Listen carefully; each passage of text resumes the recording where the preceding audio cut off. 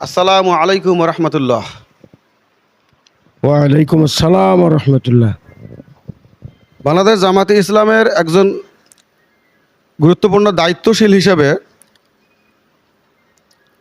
আপনি দেশ ও জনগণের কাছে এতটুকু মেসেজ দিবেন, যেটা হচ্ছে বাংলাদেশ জামাতে ইসলামের লক্ষ্য এবং উদ্দেশ্য কী।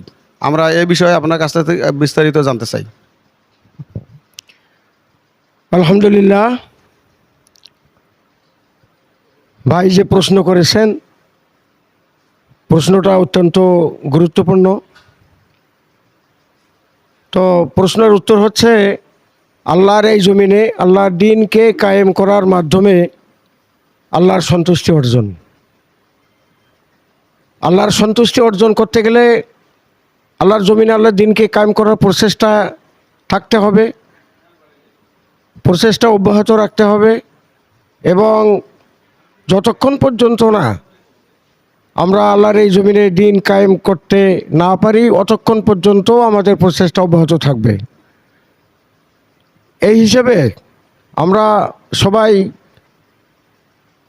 এই দুনিয়ার বা এই জমিনের ইনচার্জ বা খলিফা, কেউ যদি মনে করে যে এ দায়িত্ব থেকে যদি অবহেলা করি তাও আমরা পার পেয়ে যাব, কিন্তু তা না। আল্লাহর জমিনে আল্লাহর দ্বীন কায়েম করতেই হবে, এবং এই প্রচেষ্টার জন্য কাল কিয়ামতের দিন আল্লাহ পাক আমাদেরকে প্রশ্ন করবেন।